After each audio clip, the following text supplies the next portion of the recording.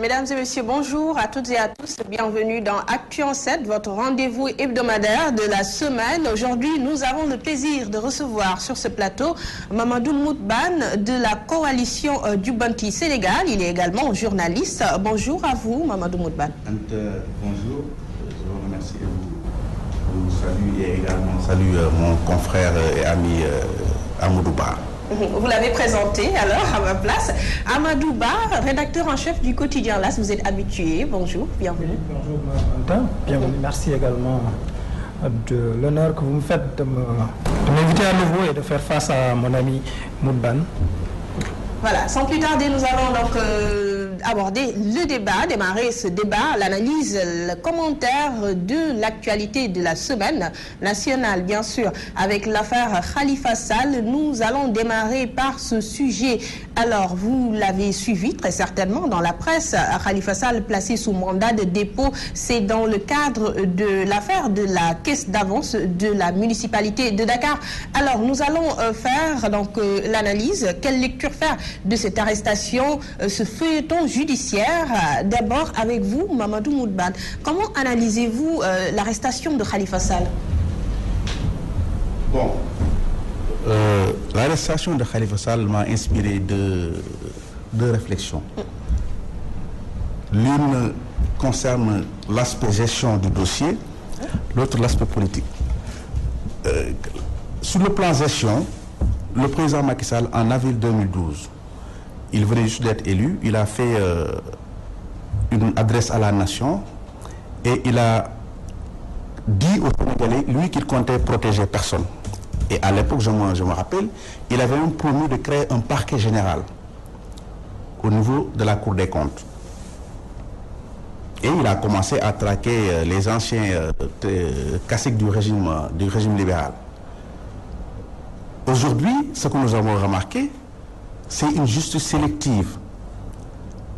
Parce qu'il a mis Karim Wade en prison, il vient d'arrêter Khalifa Sall, et pourtant, il y a l'ARMP qui a fait un rapport 2014 qui n'est jusqu'à présent pas publié, pour des raisons que nous ignorons.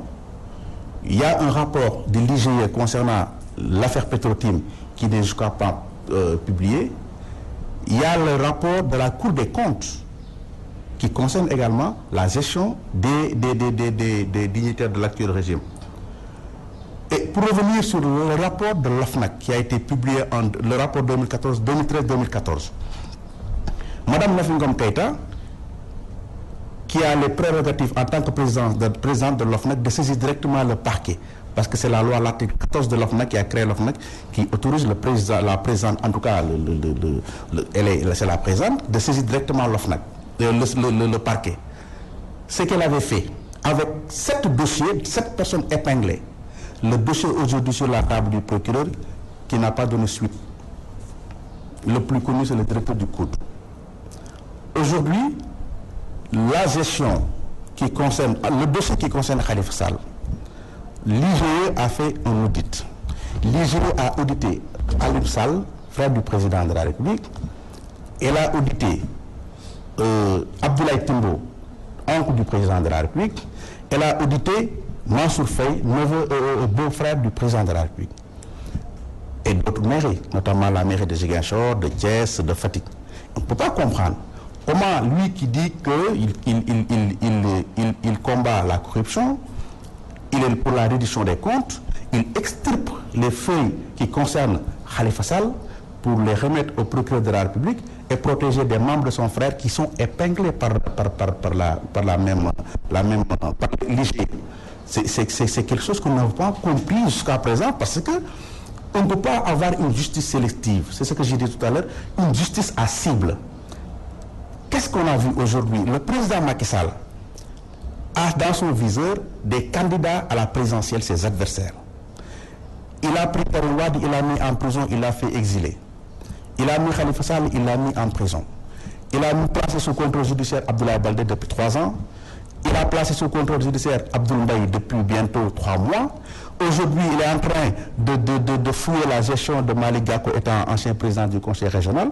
C'est ça qui fait dire aux gens, c'est l'autre aspect maintenant du dossier, l'aspect politique, c'est ça qui fait dire aux gens en fait que l'arrestation de Khalifa Sall, c'est une a des sous-bassements en fait politiques. C'est une question purement politique et le président de la République ne peut pas argumenter et fournir en tout cas une explication cohérente pour essayer de convaincre les Sénégalais que en fait cette question est une question de justice, ce qui n'est pas le cas. Parce que lui-même étant premier ministre du Sénégal, il y a un rapport de la Cour des comptes qui épingle le président de la République, publié en 2012. Il y a un rapport de l'ARP qui l'épingle en tant que maire de Fatick, publié en 2011. S'il s'agit de réduction des comptes, mais il y a à manger et à boire. Et il y a d'autres dossiers. Le procureur, pourquoi il ne peut pas s'autosaisir concernant les dossiers de Bitogo? On nous a parlé de 12 milliards, d'autres parlent de 19 milliards. Il y a le dossier Africa Energy. Il s'agit de 300 milliards de francs CFA donnés à une entreprise qui n'a jamais rien fait jusqu'à présent. Il y a le marché des cartes d'identité numérisées.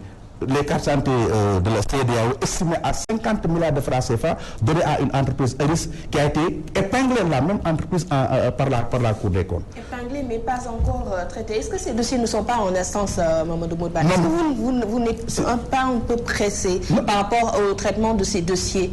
C'est ce que le procureur a voulu nous faire comprendre. Parce que le procureur de la République a reçu le rapport de l'OFNAC bien avant le rapport de l'IGE concernant Aliou Sall, concernant Khalifa Sall. Pourquoi il se précipite pour mettre le maire de Dakar en prison? C'est parce que c'est quelqu'un qui dérange, c'est quelqu'un aujourd'hui qui n'a pas accepté de jouer le jeu de Ousmane Tanor Dieng et de Macky Sall, qui ont voulu qu'il renonce à toute ambition politique. Khalifa ne veut pas le faire et depuis 2012, toutes les Dakar, au Sénégal en tout cas, Khalifa les a remportés au lamé. Et il y a un sondage, et nous en avons parlé aujourd'hui, un cabinet américain qui s'appelle African Electoral Monitoring, qui a carrément dit que si les élections s'étaient tenues, en tout cas la présidentielle s'était tenue en 2017, Macky Sall allait être battu. Et si les élections législatives prochaines, Macky Sall va perdre les grandes villes. Et en peur de Khalifa Sall, peut-être, ils l'ont mis en prison, mais cela a encore revigoré les populations. Je pense qu'ils risquent d'être surpris en tout cas. Ah bon? Voilà, donc nous allons revenir sur la position que devait tenir Khalifa Sall avec les pièces justificatives évoquées tantôt avec, donc, bien sûr, une certaine presse. Nous allons faire la même analyse avec vous, Amadou Bar. Quelle lecture faire de cette arrestation de Khalifa Sall, ce feuilleton judiciaire, je dirais? Oui, moi je suis de ceux qui pensaient à l'arrivée du président Macky Sall au pouvoir en 2012 que le pays allait à jamais s'installer dans les rampes de l'émergence, et devenir une démocratie majeure et peut-être ériger la reddition en compte en règle d'or. Malheureusement, cela n'a duré que le temps d'une rose, le temps de traquer des dignitaires du Parti démocratique sénégalais, et à l'arrivée, tous ceux qui ont accepté de transiger ou de rejoindre en tout cas le camp présidentiel ont été ménagés. Ce qui m'amène à conclure qu'en réalité, au Sénégal, on est malade de notre classe politique. Parce qu'en réalité, nous, quand on avait décidé de choisir Macky Sall, nous Sénégalais, c'était pour voir la politique se faire autrement. Alors malheureusement, on est dans une sorte de cercle vicieux et duquel on risque de ne pas sortir. Alors, je pense que le régime du président Macky Sall est en train d'installer un système de vendetta. Il risque d'installer un système de vendetta dans notre pays. Donc ce qui m'amène à conclure que c'est le peuple qui est le dindon de la farce. Ce qui risque de se passer, c'est que le président Macky Sall va quitter le pouvoir d'ici peu, même s'il a un deuxième mandat.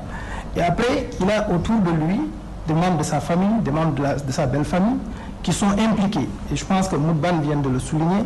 Il y a des rapports d'IGE qui épinglent ces gens-là. Maintenant, celui qui reviendra va également user de cette vendetta-là pour les amener. Et je pense que le peuple n'a pas besoin de tout cela. Le Sénégal aujourd'hui a besoin de se remettre sur les rails de l'émergence.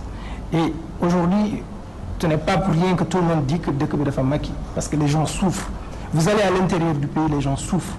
À Dakar également, c'est pourquoi d'ailleurs il y a une recrudescence de violence. Et je pense qu'il faut qu'on revienne aux fondamentaux dans ce pays-là. Il faut que les politiques comprennent que le pays ne leur appartient pas à tout court. Et qu'ils se disent qu'ils ne perdent pas cette cécité, qu'il n'ait pas cette cécité du cogito qui souvent s'empare des gens une fois au pouvoir. Parce que les gens les plus brillants dans l'opposition, une fois au contact avec le pouvoir, perdent toute lucidité. C'est à croire aujourd'hui que Macky Sall, l'État qu'il avait mené, qu'il avait aidé à peut-être arriver au pouvoir aujourd'hui, il est en train d'en commettre les mêmes. Et c'est ça qui est regrettable. Moi, au-delà de l'aspect Khalifa Sall, l'aspect procédure et l'aspect factuel, je pense que c'est surtout la manière expéditive avec laquelle le dossier a été géré qui pose problème. Parce que la reddition des comptes en soi, en elle-même, c'est un idéal, c'est une demande sociale. Mais pourvu que cette demande sociale-là, pourvu que cette reddition des comptes ne soit pas sélective, parce qu'aujourd'hui, c'est regrettable de le remarquer, mais elle est ciblée, comme l'a si bien expliqué avec pertinence d'ailleurs Moudbam, que il n'y a que des gens qui sont dans l'opposition et qui sont en train de percer, qui sont ciblés. Et c'est grave quand des responsables politiques de la trempe de Cheikh Gueye disent qu'ils ont été saisis par des hommes politiques du pouvoir qui leur dit arrêtez votre campagne et puis on arrête l'instruction du dossier. Quand on va jusqu'à utiliser la justice comme un instrument pour mater des opposants, eh bien il faut dire que notre démocratie est à volo. Et je pense que c'est le moment de le dire et de s'en indigner et de tirer la sonnette d'alarme pour quand même qu'on revienne à des fondamentaux, pour que le pays ne sombre pas. Parce que le Sénégal, nous l'aimons tous et nous nous battrons tous pour qu'il ne sombre pas. Au-delà, nous ne sommes pas peut-être politiques de tous, toi et moi, mais je pense que nous ne laisserons pas ce pays-là sombrer. Parce qu'à ce rythme-là, on va véritablement vers des dérives. Voilà, je l'ai dit tantôt, Khalifa Sall a eu à tenir une conférence de presse donc la semaine dernière, c'était le dimanche. Il a eu à soulever il s'est prononcé sur la situation, sur donc le dossier avec le nom des bénéficiaires qu'il n'a pas voulu dévoiler. Mais mis à part la conférence de presse qu'il a eu à tenir, quelle devait être sa position? Est-ce qu'il ne devait pas fournir des pièces justificatives pour laver son honneur quand même? Je pense que vous savez, dans de pareilles situations, il y a ce qu'on appelle le pré-rapport. Le pré-rapport, c'est en fait c'est un document établi par les inspecteurs avec toutes les pièces justificatives concernant les points évoqués dans les investigations.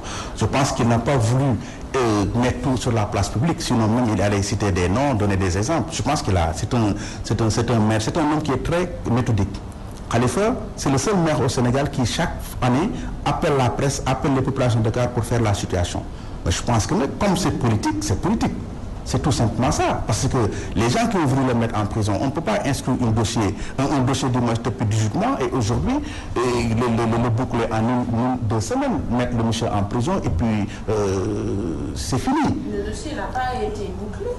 Je pense qu'en fait, le fait de le mettre en prison, ils l'ont inscrit depuis 18 mois. Le fait de le mettre en prison, mais ça fait ça. En 1 semaine qu'ils l'ont convoqué, présenté, le procureur l'a convoqué, il est passé voir le juge d'instruction, il a été arrêté.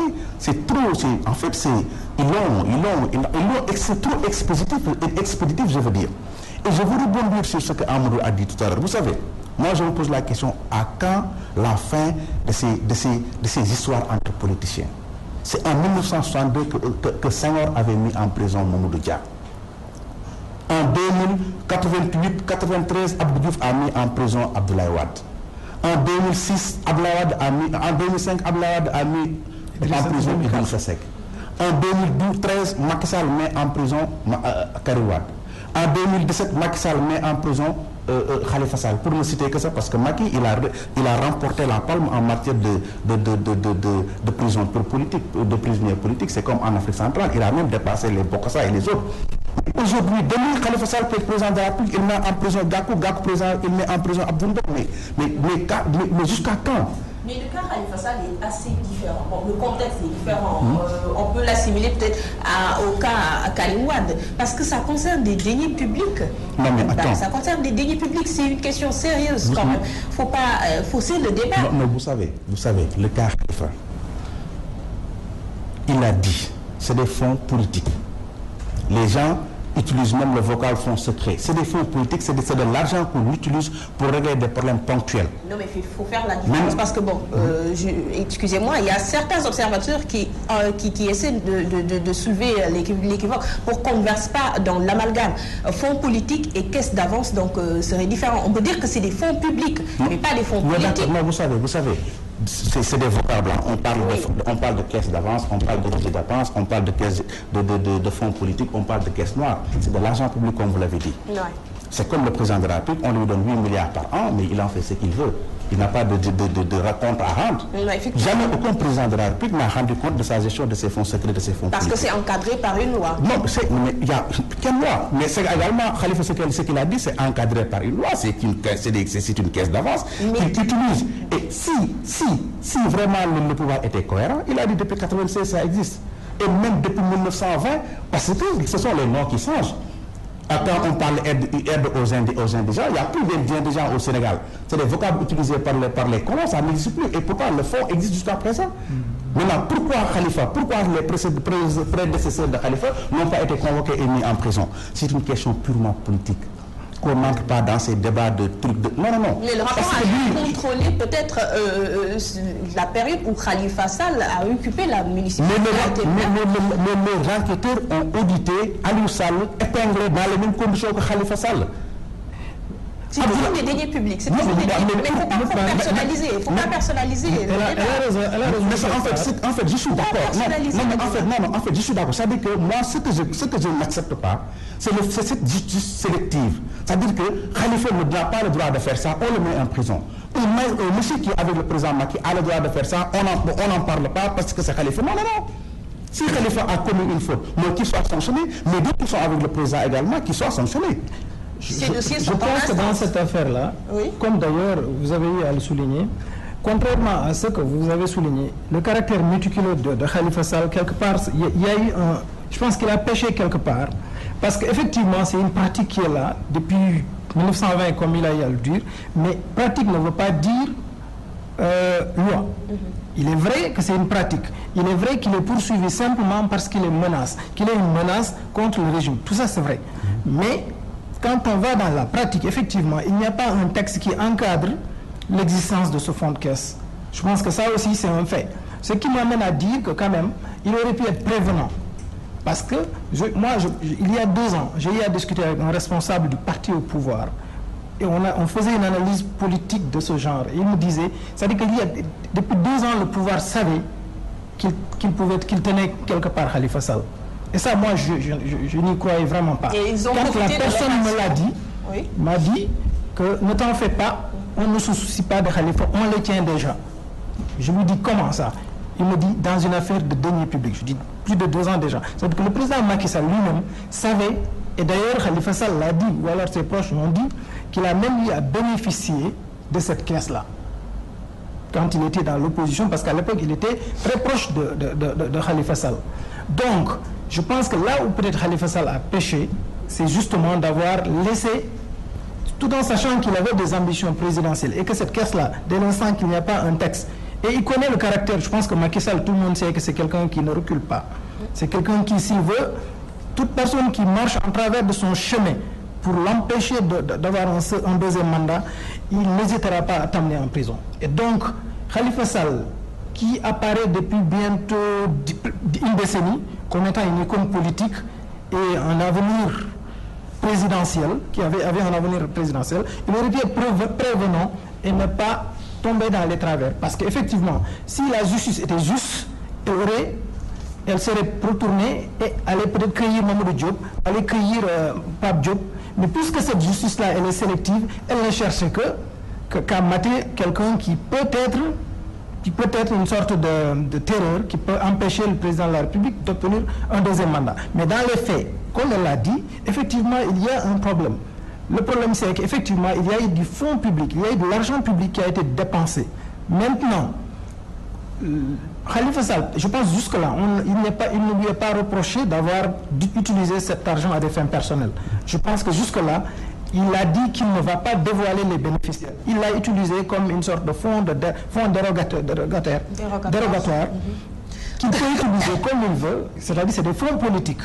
Maintenant, les destinataires, c'est utilisé comme tel, mais il n'y a pas une loi qui consacre ça comme étant des fonds politiques. C'est une pratique. Mais il doit rendre compte quand même. Maintenant, a posteriori, dans les faits, la loi dit qu'il faut justifier a posteriori. Par exemple, de manière prosaïque, vous voyez ce qui s'est passé en Gambie récemment. Quand les réfugiés sont arrivés au Sénégal, quand des réfugiés arrivent comme ça dans un pays, le maire de la ville est tenu, par exemple, d'aller secourir les populations. Ça, il ne peut pas l'utiliser, il ne peut pas aller dans le budget, il ne peut pas le justifier. Maintenant, il prend cet argent-là, ce fonds-là, pour servir, pour aider ces démunis-là. Ces cas d'urgence-là, et maintenant justifier a posteriori. C'est justement à ce niveau-là, parce qu'ils disent qu'il y a une pratique qui fait qu'ils faisaient des factures fictives, des factures de proforma, qui permettaient aux percepteurs effectivement de décaisser l'argent. Mais c'est toujours a posteriori. Maintenant, même si c'est une pratique, c'est tout à fait normal et tout, mais elle n'est pas légale. Et c'est justement une petite faille, c'est cette faille-là que le gouvernement a utilisée pour épingler Khalifa Sall. C'est vrai, c'est malsain, c'est malsain, mais quand même, c'est un fait qui est là. Et je pense que là où on doit s'indigner, c'est plutôt le caractère sélectif des poursuites. Pourquoi Khalifa et non pas les autres? Et pourquoi aujourd'hui? Pourquoi, si véritablement le président Macky Sall en personne, si véritablement il était obnubilé, il avait véritablement la volonté politique d'instaurer la gestion sobre et vertueuse, dès l'instant qu'il a eu connaissance de cette caisse-là, il aurait pu demander à Khalifa Sall de régulariser cela à travers un texte de loi. Parce que si Khalifa Sall était resté dans Benno Bokk Yakaar, on n'aurait jamais souligné ce cas. Mais en politique, tous les coups sont permis à Amadou Ba. Tous les coups sont permis. Oui, ça c'est de manière prosaïque qu'on doit dire. On doit manipuler la justice quand même, ne pas manipuler la justice. On doit justement dépasser ce cadre-là. C'est-à-dire que le fait de dire que tout est permis en politique, je pense que ça quand même, c'est justement, on doit dépasser ce cadre-là. Il faut qu'on avance en tant que démocratie majeure. Le Sénégal, aujourd'hui, semble être jusque-là une vitrine de démocratie. Je pense qu'on est en train de reculer en se disant que non, tous les coups sont permis. Même en guerre, il y a de la loyauté. C'est la réelle politique quand même. Voilà, nous allons avancer avec donc cette question toujours. Mamadou Moudbane, vous l'avez, je le disais tantôt, les deniers publics quand même. À quand la fin, hein? Vous êtes le coordonnateur du Jubanti Sénégal. À quand la fin donc de cette situation? Respecter les deniers publics, ne pas personnaliser cette question, ce débat. Parce que bon, Khalifa Sall, le maire de Dakar, pouvait peut-être avoir une posture, justifier cette caisse d'avance, ces fonds qui ont été utilisés à des fins, on ne sait à quelle fin.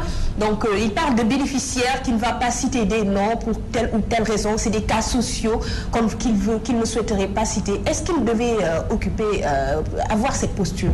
Moi, je pense que Khalifa, les preuves qui étaient à sa disposition, il les a mises à la disposition de la justice. Il ne pouvait pas publiquement, comme ça, devant la presse, exposer des documents ou exposer des personnes. Pas à travers la presse, mais en face des enquêteurs. Parce que le procureur l'a dit, 20 questions ont été posées, mais il a fait juste fixation sur... Non, le procureur, c'est le représentant de l'État, c'est un procureur à charge. Vous voulez dire que le procureur fait de la politique? Apparemment, c'est en fait, lui, il a chargé Khalifa.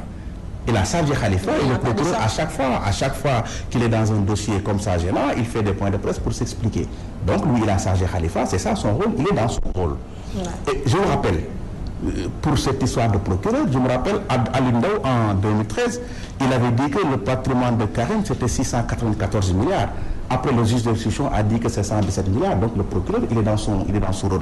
Par rapport à la personnalisation du débat, tu sais, eux, ce sont les tenants du pouvoir qui personnalisent le débat. Parce que quand tu es avec eux, ils te laissent. Quand tu es du côté de l'opposition, ils te tractent.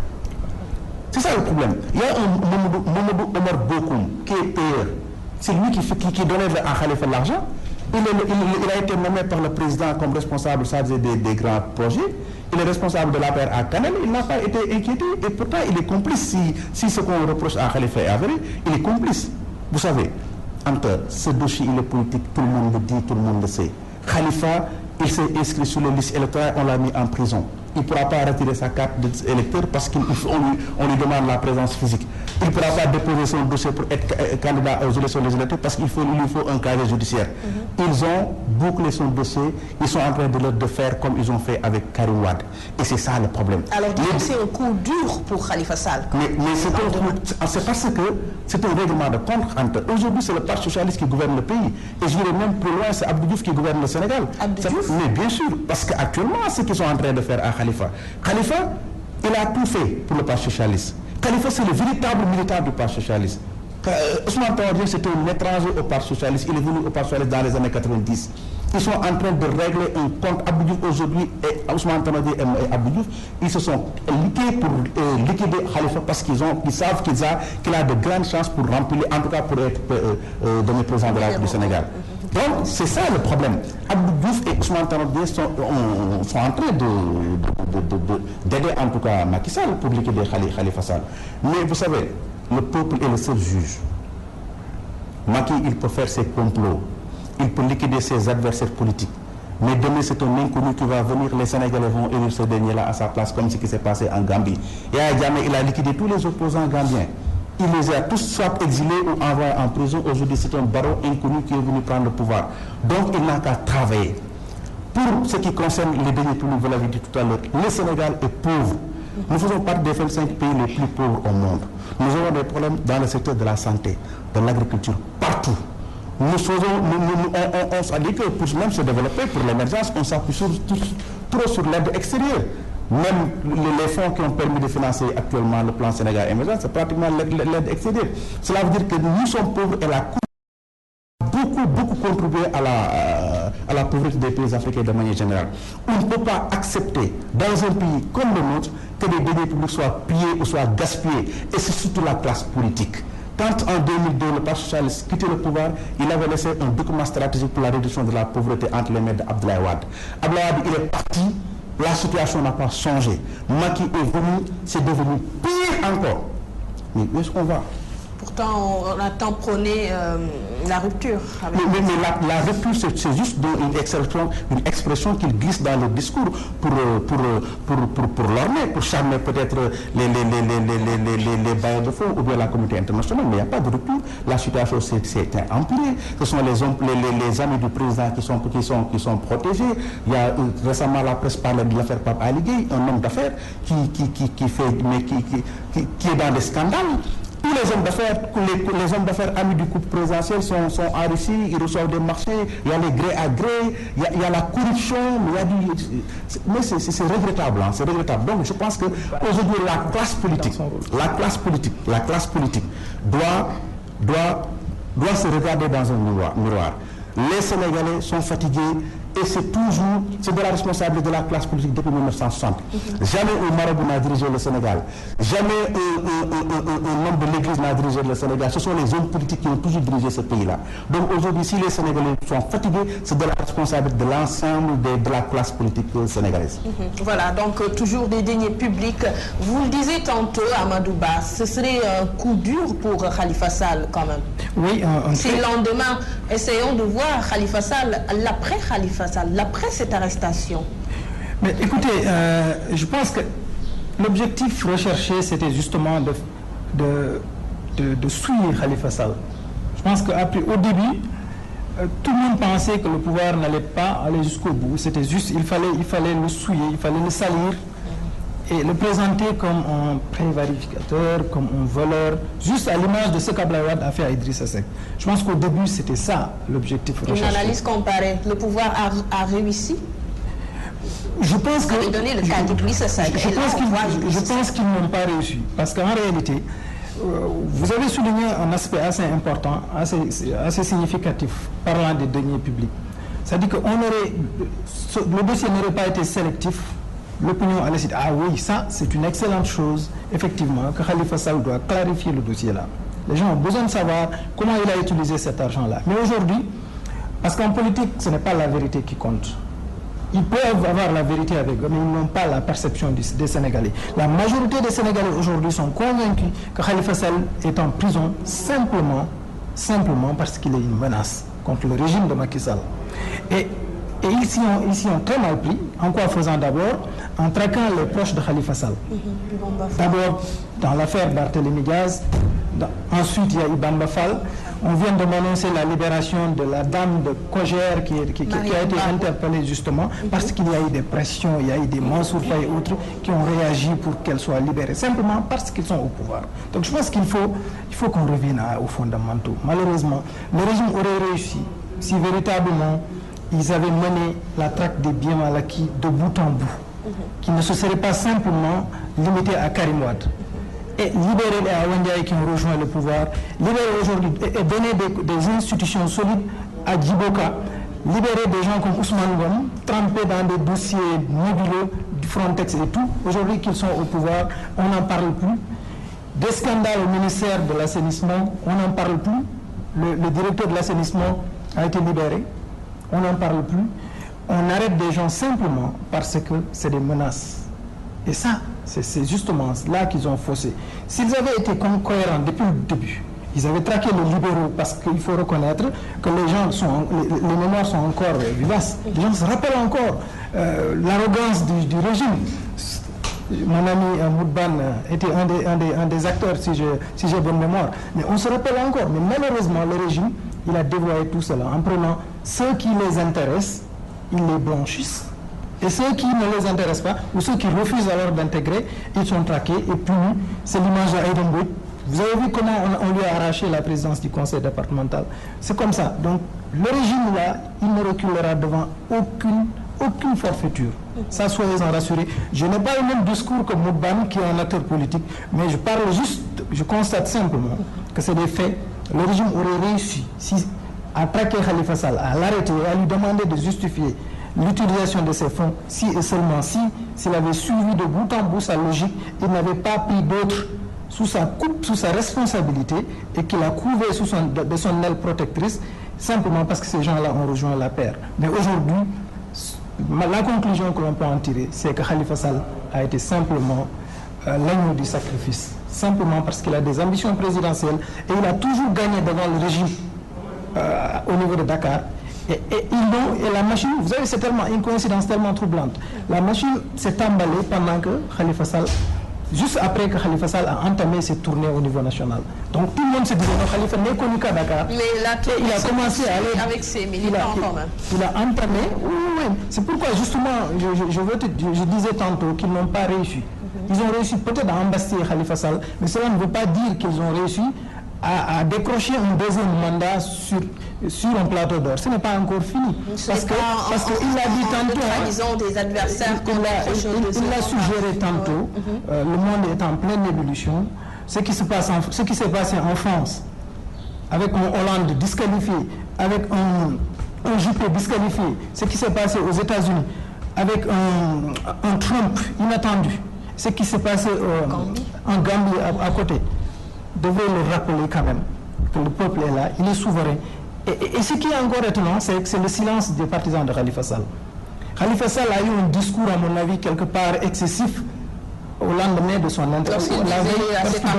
Je pense qu'objectivement, ce n'est pas un discours d'un homme politique qui aspire à arriver au pouvoir.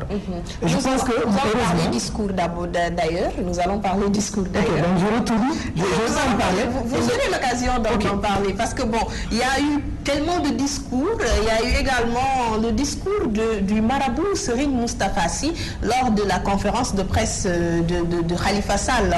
Nous allons évoquer cela nous allons parler de manière générale, l'implication de nos religieux dans le champ politique. Ce n'est pas nouveau, ce n'est pas nouveau, l'implication de ces religieux. Non, Moustapha Sy qui disait qu'il allait accompagner Khalifa Sall en prison, qu'il allait croupir en prison avec Khalifa Sall. Pourtant, donc, c'est toujours, comme je le répète, c'est une question sérieuse, les deniers publics.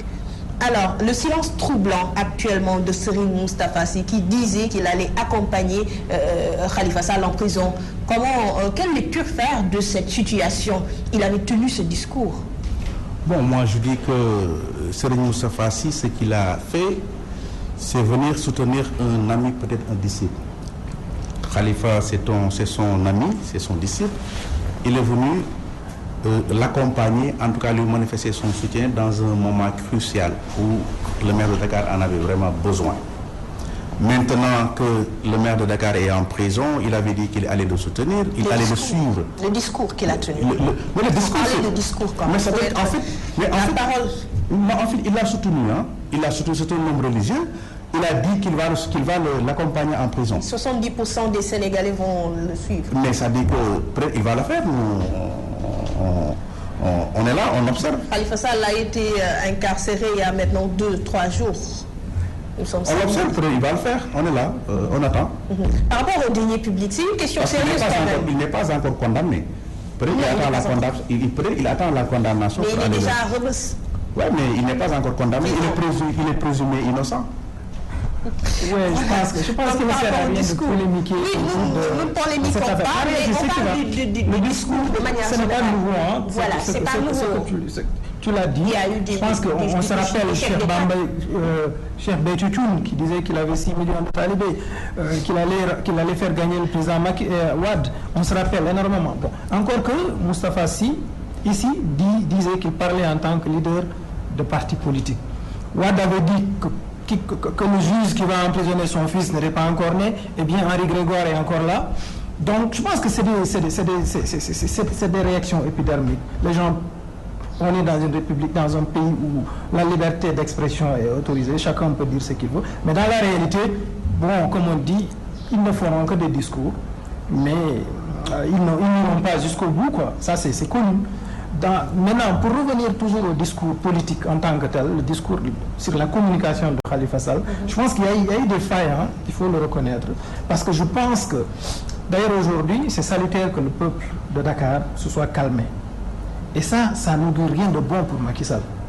S'il y avait une réaction épidermique, on les aurait matés, on les aurait emprisonnés, et puis voilà, on allait encore remplir les prisons. Mais ce silence-là, ce silence du peuple de Dakar, il est inquiétant. Il doit inspirer beaucoup de gens. Le fait que les gens ne prennent pas la rue, ça veut dire d'abord qu'ils n'ont pas écouté leur discours, à moins qu'ils n'ont pas écouté Khalifa Sall. Ils ont compris que ce n'est pas par la rue qu'ils vont libérer Khalifa Sall. Ils vont libérer Khalifa Sall par les cartes. Les partisans de Khalifa Sall ont annoncé une manifestation dans le à venir. Il y aura des manifestations, mais je pense qu'il n'y aura pas de... Oui, mais Dakar, c'est lui qui a gagné. De bout en bout, depuis 2012, il gagne systématiquement toutes les élections. Mis à part le référendum qui n'était pas une élection, en tout cas au suffrage universel. Donc on présume qu'il est majoritaire à Dakar. Donc s'il y a eu un silence, après le maire est incarcéré, il y a un silence total. On peut en déduire quand même que le peuple a gardé sa sérénité. Maintenant, on peut faire des analyses sur ce silence-là. Et moi, personnellement, ce silence-là, il m'inquiète parce que je me dis, il doit plutôt inquiéter le pouvoir en place. Ça veut dire que les gens ont pris conscience qu'en fait, le pouvoir, ce n'est pas les pierres, ce n'est pas en brûlant des pneus, mais c'est en allant s'inscrire massivement et en gardant précieusement sa carte d'électeur et attendre le jour des élections pour aller s'exprimer. Parce que c'est ça, en réalité, qui s'est passé en 2000. Et c'est ça qui s'est passé en 2012. Et le président Macky Sall l'avait bien compris que quand les gens allaient à la place Soweto ou à la place de l'Obélisque, il est allé à l'intérieur du pays. Il est allé dans le Sénégal des profondeurs pour sensibiliser les gens. Et ce sont ces gens-là qui lui ont donné les 25% là qui lui ont permis de se qualifier. Et aujourd'hui, ces Sénégalais silencieux qui vont aller s'inscrire, ils gardent leurs armes. Et ça peut être fatal. Seulement ce que je voulais ajouter par rapport à ça, ce matin, il y a un militant de Khalifa qui m'a appelé pour me dire que des commissions d'inscription au niveau de Graïev ont été fermées. Parce que depuis 2-3 jours, il y a un rush devant les commissions d'inscription. Voilà. Et elles ont été fermées comme ça, sans explication. Donc ça fait partie des manipulations et des manœuvres du pouvoir central. Voilà. Donc des manipulations, on peut également qualifier cela de manipulation parce que depuis un certain temps, il y a certains observateurs qui évoquent la délégation spéciale, parlant de la mairie de Dakar. Est-ce qu'on peut parler de délégation spéciale en ce moment, au moment où le conseil municipal est en exercice? Est-ce qu'on peut parler de délégation spéciale actuellement parce que le maire de Dakar a été incarcéré? Moi, je vous dis qu'il faudrait qu'on regarde un peu le code des collectivités locales pour savoir, mais il est présumé innocent, il n'est pas encore condamné. Moi, je pense que donc c'est très tôt de placer la mairie sous délégation spéciale.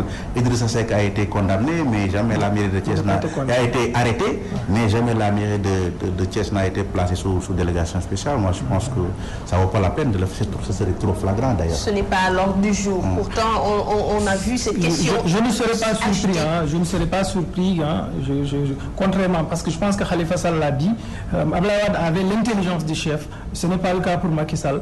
Je ne serais pas surpris que la mairie soit placée sous administration provisoire, parce que c'est sous une délégation spéciale ou administration provisoire. De toutes les façons, il ne faut présager de rien avec Mais le conseil municipal est en exercice actuellement. Oui, je pense que la loi ne le dit pas expressément. La loi ne dit pas qu'on doit mettre la mairie sous délégation spéciale quand le maire est condamné. Je pense que le code, j'ai entendu un spécialiste expliquer, je n'en suis pas un, que d'abord c'est même à la Cour suprême. Le maire est tellement... C'est-à-dire que les textes du Sénégal, la loi du Sénégal donne un certain nombre de pouvoirs au maire, de sorte que même les tribunaux de droit commun ne sont pas habilités à trancher des litiges qui impliquent l'autorité locale, qui impliquent le maire. Donc c'est la Cour suprême qui est habilitée. Je pense que quand ils seront probablement condamnés, il y a une procédure. Il va falloir que la condamnation soit définitive d'abord. Ensuite, je pense qu'ils vont saisir la Cour suprême qui va décider par la suite. Le président de la République va prendre un décret. En tout cas, si on suit la loi. Mais bon, puisque dans ce pays-là, la loi elle est appliquée à certains, elle n'est pas appliquée à tout le monde, il ne faut présager de rien encore une fois. Alors nous allons avancer avec bien sûr d'autres sujets. Je rappelle que nous recevons aujourd'hui Mamadou Moudbane de la coalition Jubanti Sénégal et Amadou Ba, rédacteur en chef du quotidien L'As. Alors nous allons parler de la tournée économique du chef de l'État Macky Sall qu'il a entamée. Alors nous allons nous intéresser à un point. Donc le cortège du chef de l'État Macky Sall qui a été caillassé à Ourossogui. Alors, d'abord, votre lecture sur cette situation. Le cortège qui a été caillassé. C'est le début, c'est le début dans un contexte politique pareil, quand les populations de Ourossogui se rebellent contre le président de la République, sur son bastion politique. Donc, chez lui, chez ses parents, ses cousins, ses oncles, c'est symbolique et c'est pas la première fois, c'est la deuxième fois. Son cortège a été également attaqué à l'université. Moi, je pense que peut-être c'est le début de la révolution. C'est mauvais signe. Ah, mais bien sûr, parce que maintenant les Sénégalais expriment le ras-le-bol.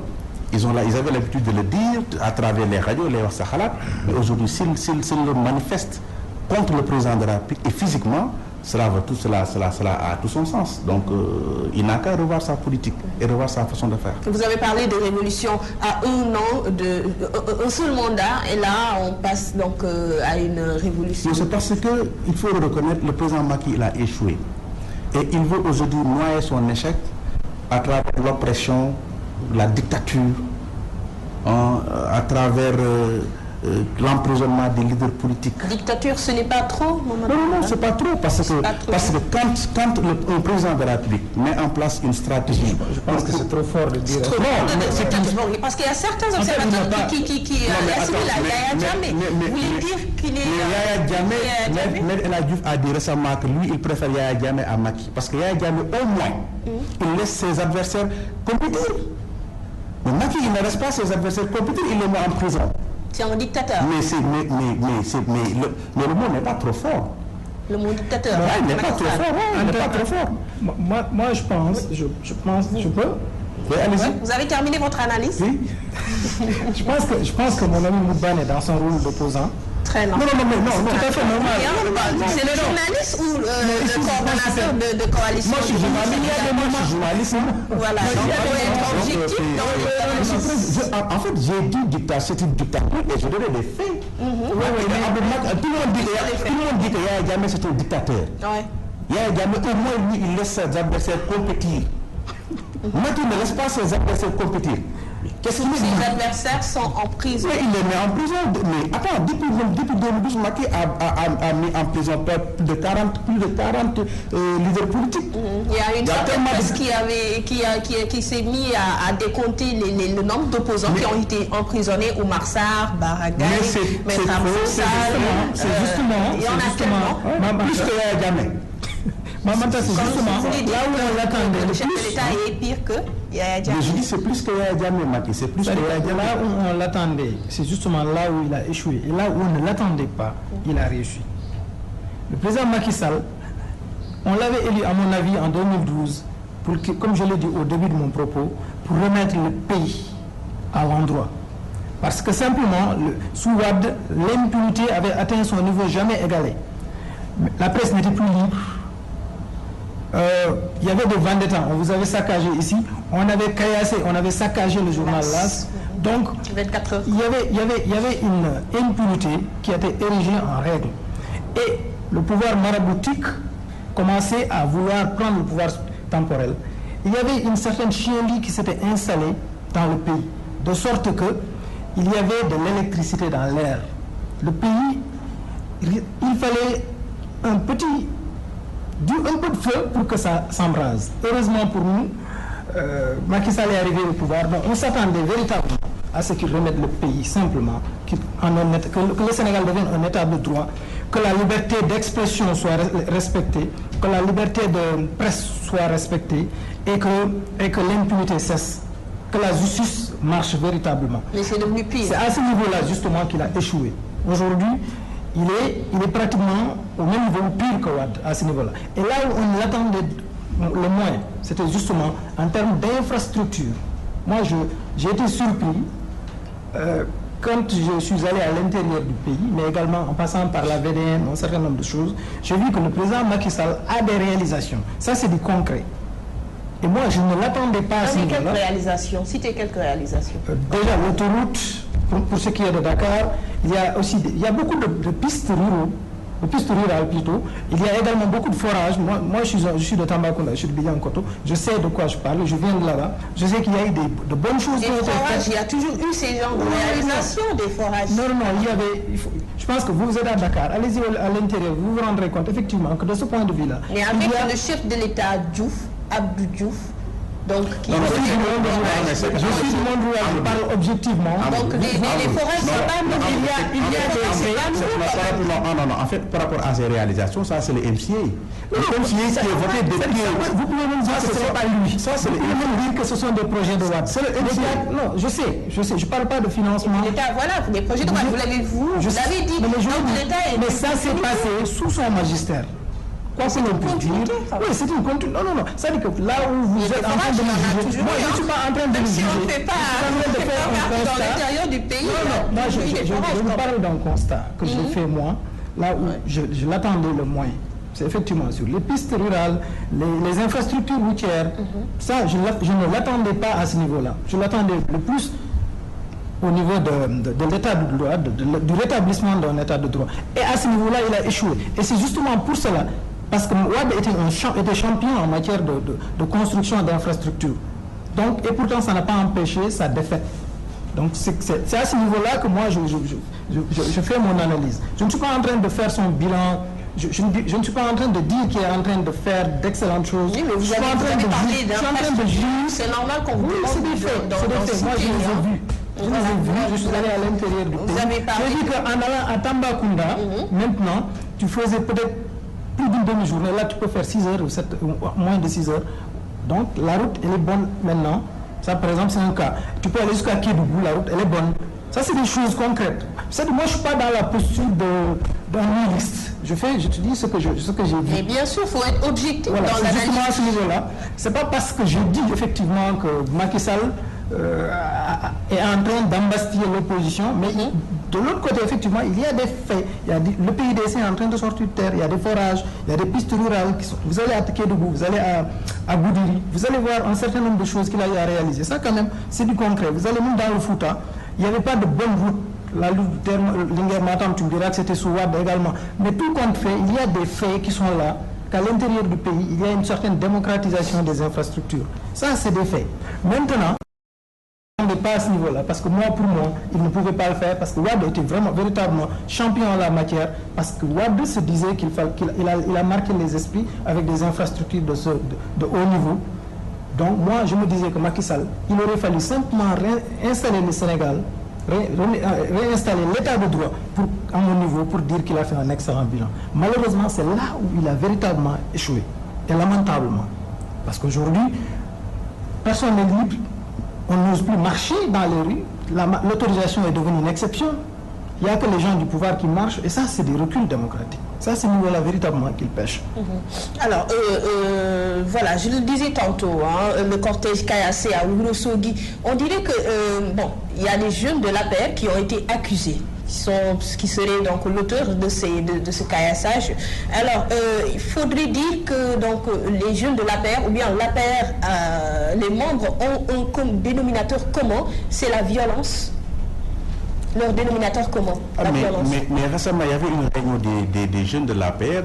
Et là, il y a la dame qui a été arrêtée hier et libérée. On a vu des scènes de violence. C'était à l'occasion d'une réunion. En 2012 ou 2013, il y avait une réunion des cadres de l'APR à Fatick. Ils ont été attaqués. Je me rappelle, il y avait même le ministre Latif Coulibaly qui était dans la délégation et mort Ngom. En fait, c'est à l'image de leur parti. Hein. C'est des jeunes qui sont violents. C'est comme le président Macky, il menace. Il emprisonne, il arrête, même les Sénégalais, quand ils parlent des Sénégalais, ils ne travaillent pas, les Sénégalais sont paresseux. Il y a un discours assez l'APR, c'est à l'image de son leader. Le président Macky, c'est un homme violent. Et c'est ça, il est en train de récolter les fruits de sa violence. Alors, donc, le caillassage du cortège de Macky Sall à Ourossogui, vous étiez en train de citer les réalisations de Macky, des forages, mais le cortège a été caillassé à Ourossogui. Vous savez, c'est que justement là aussi, la manière dont il est en train de gérer le pays, c'est exactement de cette manière-là qu'il est en train de gérer son parti. De sorte qu'aujourd'hui, les frustrations ont gagné les rangs. Et c'est exactement ce qui entraîne ces caillassages-là. C'est-à-dire que ces jeunes-là n'ont pas réagi pour exiger, par exemple, des infrastructures ou un meilleur vécu ou quelque chose quoi. C'est justement parce qu'à leur niveau. Vous vous rappelez, il y a quelques années, le maire avait fait emprisonner des jeunes de Ourossogui. C'est la suite logique. Au niveau dans le Sénégal des profondeurs, le président de la République, ce qu'il a fait... Ce sont des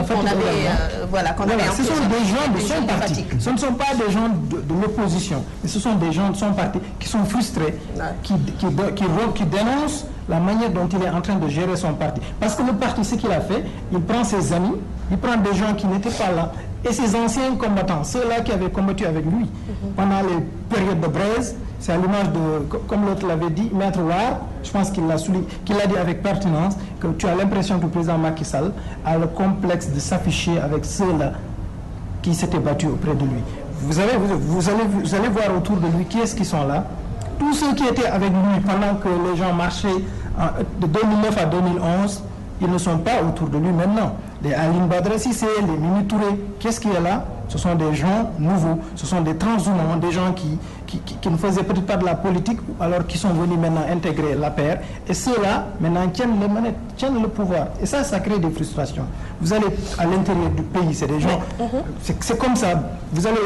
Est-ce que cela peut expliquer les scènes de violence notées un peu partout? Non, je ne parle pas de scènes de violence notées. Parce qu'on a évoqué je parle du cas de Ourossogui, oui, mais c'est de la violence. Le fait de caillasser un cortège. Oui, non, évidemment. C'est des scènes de violence ou bien? C'est des scènes de violence, qu'il faut dénoncer, mais on est en train de tenter d'expliquer les raisons. C'est-à-dire le principe, la violence en soi, tout le monde la condamne. C'est partout. C'est partout. Elle est condamnable. Tous les partis politiques, disons, mais chez l'APR, c'est pire. Oui, en tout cas, on le constate depuis quelque temps, quand même, la violence est devenue la tasse de thé de la paire. Et c'est ça, c'est dommage. Parce qu'on savait, on se rappelle le PDS, on se disait que le PDS était un parti violent. Et maintenant, le PDS est parti. Aujourd'hui, c'est la paire qui est en train de faire preuve de violence. Mais il faut aussi reconnaître que la paire, c'est une partie, c'est juste une excroissance du Parti démocratique sénégalais. Donc, voilà. C'est peut-être dans les jeunes. Jubanti Sénégal, est-ce qu'on ne peut pas s'attendre à une nouvelle façon de faire la politique sans violence, qu'opposer aux citoyens une offre politique d'autres alternatives? Mais vous savez, les populations ont cumulé trop de frustration. Et c'est la frustration qui sécrète la violence. C'est vrai, c'est devenu à la mode. Tout le monde parle de système.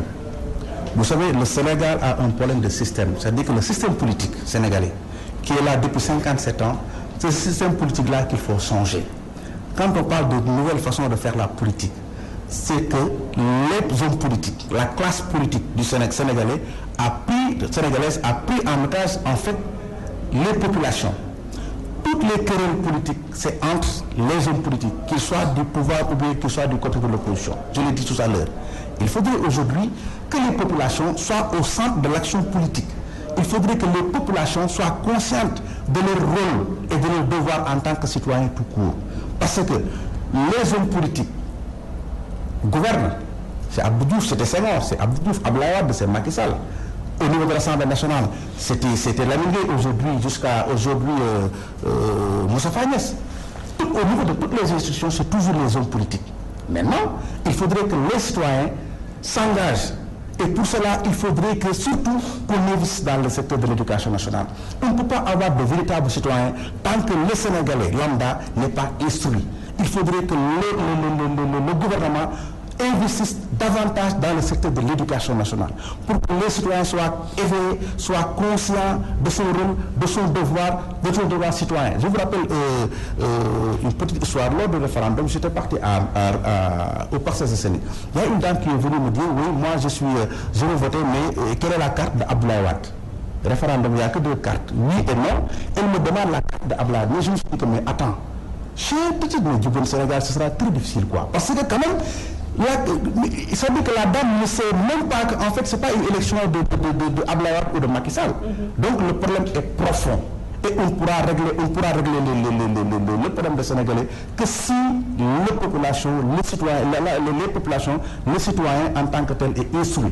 Et pour cela, il faudrait qu'on investisse davantage dans le secteur de l'éducation nationale. Refonder le système. Refonder un système politique qu'il faudrait refonder. Il faut refonder véritablement le système. Je pense que, comme le dit avec pertinence Ousmane Sonko, c'est le système qui est malade. Et vous avez vu, ce sont les mêmes. Quand le président Macky Sall convoque son Benno Bokk Yakaar là, sa coalition, mais qui sont ces gens autour de lui? Ce sont les Robert Sagna, les Moustapha Niasse, les Ousmane Tanor Dieng.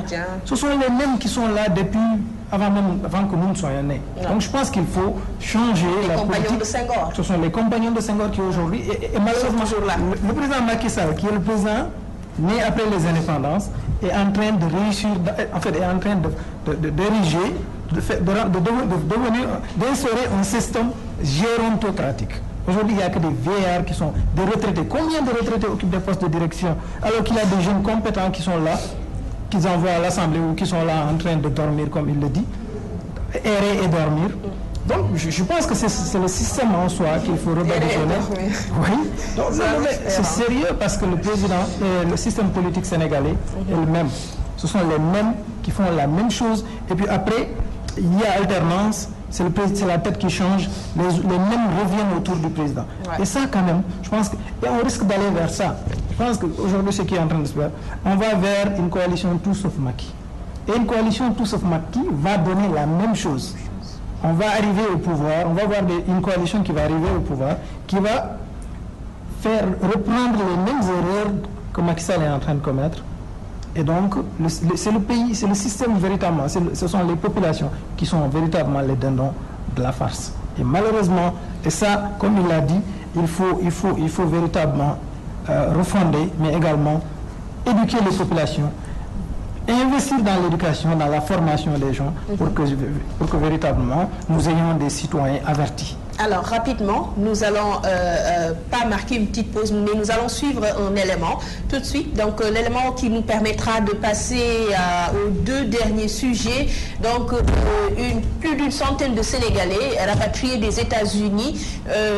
Ils ont pris d'assaut les locaux du groupe Walfadjri jeudi dernier. C'était pour dénoncer donc les conditions de rapatriement, entre autres problèmes. Ils ont d'ailleurs dénoncé le régime de Macky Sall. Donc nous allons suivre l'élément avec nos invités, puis revenir analyser l'actualité. suñu ñëw fii bon ñun ñoo nekkoon ñi nga xam ne ñoom lañ jëlee Amérique depuis samedi.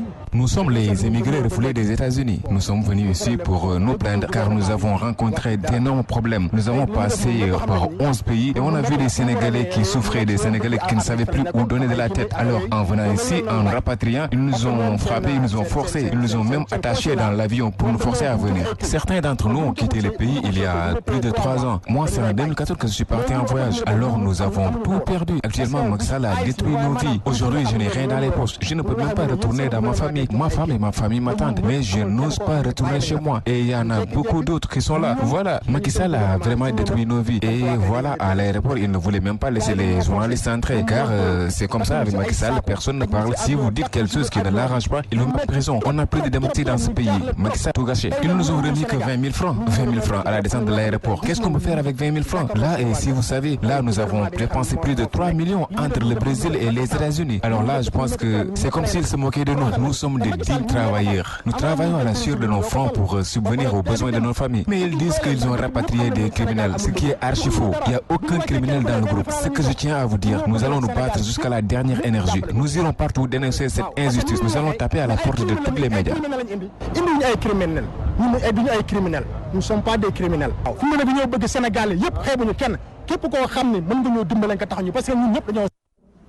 Alors, une situation désastreuse, disons. Ils sont plus d'une centaine de Sénégalais qui ont été rapatriés, faute de papier, donc des États-Unis.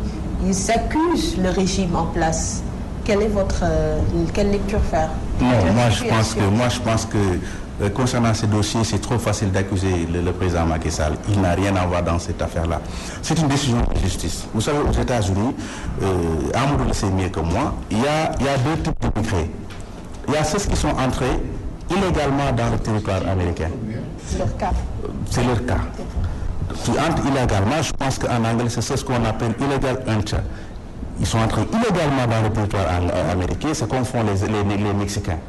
Ils sont dans le territoire américain. Et parmi les 135 Sénégalais, les 110 étaient dans une situation irrégulière. Ils sont entrés irrégulièrement dans le territoire américain. L'autre cas, c'est un Sénégalais, un immigré qui a un visa. Avoir le visa ne veut pas dire entrer immédiatement dans le territoire américain. Tu as un visa, tu vas, c'est l'agent migrant qui accepte ton visa et il te laisse entrer. Il te laisse entrer pour une durée de 6 mois. Au-delà de 6 mois, si tu ne sors pas, tu es dans une situation irrégulière. Et c'est leur cas. Et lorsqu'ils ont été arrêtés, mais c'est un juge qui a tranché, c'est une décision de justice qui les a fait sortir des États-Unis. Et ça n'a rien à voir également avec Donald Trump. Ouais. C'est une décision prise depuis Obama. Et Trump n'a rien à voir depuis 8 mois. Donc Trump n'a rien à voir avec cette affaire-là. Maintenant, le fait que des criminels c'est quoi? Parce qu'aux États-Unis, il y a les grandes entreprises comme les Gucci, les marques là, les grandes marques là, ils ont investi dans le secteur c'est-à-dire que dans le département qui lutte contre l'immigration clandestine, pour que les étrangers qui vendent des produits falsifiés soient sanctionnés.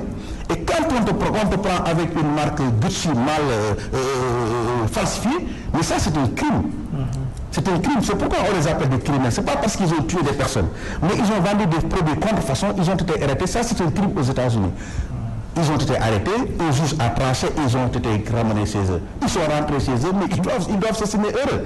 Ouais. Mais ça n'a rien à voir avec Macky Sall, ça n'a rien à voir avec Donald Trump, c'est du temps d'Obama et c'est un juge qui a tranché. Vraiment, rien à dire par rapport à ça. Au moins cette fois-ci, ce n'est pas du Bonti Sénégal qui parle. Non, absolument, rien à voir avec le système. Rien à voir avec Donald Trump. Parce que, comme il l'a dit, aux États-Unis, ce n'est pas un policier qui décide de rapatrier. Quel que soit le délit, quel que soit le crime qu'on a commis, c'est un juge qui va décider du sort. Ce n'est pas Trump qui se lève et qui dit non, la tête de Moudban ne me plaît pas et je le rapatrie. Non. Il faut que ça passe par une juridiction et que le juge prononce, un juge fédéral. Et donc, ces gens-là, pour la plupart du temps, c'est comme il a dit, soit ils ont été arrêtés dans une affaire de produits contrefaits, ou alors il y a de la fraude sur les cartes téléphoniques. Il y a un certain nombre de choses, ou dans l'importation des véhicules volés, ou des véhicules de luxe, souvent. C'est dans ces créneaux-là qu'évoluent la plupart des jeunes Sénégalais. Vous allez à Times Square, vous les verrez, vous croirez à Sandaga. Les gens, c'est des vendeurs à la sauvette. Vous les verrez courir entre eux et les policiers. Mais ça, quand on vous arrête avec des montres ou avec des produits, avec des, comment on dit, des bonnets, ce n'est pas grave. On peut vous condamner pour une journée de service public et on vous libère. Mais quand c'est des produits contrefaits, c'est fédéral, c'est comme tu l'as dit, c'est un crime fédéral, ça peut aller jusqu'à ce qu'on prononce votre expulsion. Et là également, si vous avez un avocat, vous pouvez faire des recours. Ou alors d'autres, il y a des cas souvent comme ça. Quand vous arrivez aux États-Unis, vous voulez une régularisation, vous faites un mariage blanc, ou vous dites que vous êtes un réfugié mauritanien. Il y a beaucoup de Sénégalais qui ont les papiers mauritaniens, ou gambiens, ou alors casamançais à l'époque. Il y a une époque où, quand vous êtes originaire de la Casamance, vous pouvez obtenir une green card. Ou quand vous êtes originaire de la Mauritanie avec l'esclavage, ou quand vous êtes excisé en tant que femme, vous pouvez également souscrire et obtenir une green card. Donc, quand vous souscrivez et vous échouez, par exemple, vous dites que vous êtes mauritanien, et au cours de l'enquête, ils découvrent que vous n'êtes pas mauritanien, on peut prononcer effectivement aussi votre expulsion. Mais c'est un juge, encore une fois, qui va prononcer votre expulsion. Et là, c'est irrévocable. Quand on prononce votre expulsion, vous pouvez aller auprès de la Cour d'appel et de la Cour suprême, tout ça. Mais quand on épuise les recours, vous êtes rapatrié systématiquement. On n'y peut rien, ça n'a rien à voir avec la politique. Mais effectivement, on ne peut pas dire que tous sont des criminels. D'autres sont. Il y a eu des gens qui ont, par exemple, qui ont souscrit à une carte verte dans un état N. Ils se rendent compte que ça ne marche pas. Ils quittent cet état-là, ils vont dans un état X. 20 ans après, un juge, une enquête peut aller, on retrouve son adresse, on vient, on tape devant toi, ta porte et on t'expulse. C'est comme ça que ça se passe. Voilà. Mais au fond, ces gens-là, je pense qu'il y a un peu de démagogie dans le discours. Le temps est assez réduit. Ouais. Donc, juste un mot sur le dernier sujet, c'est la récurrence des accidents mortels sur nos routes. Comme je l'ai dit, donc la faucheuse qui demeure toujours sur les routes avec ces accidents mortels. Moi, je pense que le gouvernement doit prendre ses responsabilités par rapport à ça. D'abord, il faut qu'on essaie de voir les conditions de délivraison des permis de conduire. L'autre chose, c'est qu'il faut que les chauffeurs soient formés. Il faut avoir un minimum de certificat ou de BFM pour avoir son certificat, pour pouvoir conduire une voiture. Parce qu'on ne peut pas donner une voiture à n'importe qui. C'est une question de vie et de mort. Il y a trop de personnes qui meurent dans les circulations et c'est vraiment lamentable. Et je sais que je regrette. C'est très rare de voir le gouvernement se prononcer sur cette affaire-là. Parce qu'il faut regrouper tous les acteurs pour qu'on trouve une solution parce que vraiment c'est trop. Les accidents de la route tuent plus que le terrorisme. Heureusement au Sénégal on n'a jamais connu d'attaque terroriste, mais les accidents de la route tuent même plus que le paludisme. Mais c'est trop. Il faudrait qu'une solution soit trouvée. Inch'Allah. Voilà votre analyse en quelques mots, le temps de Je pense qu'il a posé le débat en termes d'éducation. Je pense que, parce que jusque-là, vous savez, j'ai écouté un élément où une dame dire que les accidents, souvent, les dames ne sont pas concernées. Parce que simplement, la plupart des dames qui conduisent, c'est des dames bien formées. Et donc, je pense que c'est là le véritable problème. Il faut qu'on forme les chauffeurs de taxi, qu'on ne délivre pas un permis. Je pense qu'il y a un minimum d'études requis, que ce soit coranique, arabique ou français. Il y a un minimum d'études qu'on doit imposer aux chauffeurs. Parce que sinon, ce sont des chauffards. C'est des gens qui, souvent, ne sont pas conscients du danger et qui tuent des gens dans les rues comme ça. Je pense il faut des assises, comme tu l'as souligné. Il faut que tous les acteurs soient autour d'une table, qu'on diagnostique le mal et qu'on trouve véritablement les problèmes pour qu'on arrête cette spirale de mort. Voilà, c'est la fin de ce numéro Actu en 7. Donc c'est fini pour aujourd'hui. Nous avions le plaisir de recevoir sur ce plateau Mamadou Moudbane de la coalition du Bonti Sénégal. Il est journaliste également. Un grand merci à vous. Merci beaucoup à toi. Voilà, merci également à Amadou Ba. Il est journaliste, rédacteur en chef du quotidien L'As. Grand merci. Merci à toi aussi. Rendez-vous donc très bientôt. Tous les deux. Merci à vous, très chers téléspectateurs, de choisir Walf TV pour vous informer. Un grand merci à Oustaz Hassan Diouf. Il a coordonné ce numéro. Cher Tidjane Diop était du côté de la régie. Merci à lui. Merci à vous, très chers téléspectateurs. Restez en compagnie des programmes de Walf TV. Le meilleur est à venir.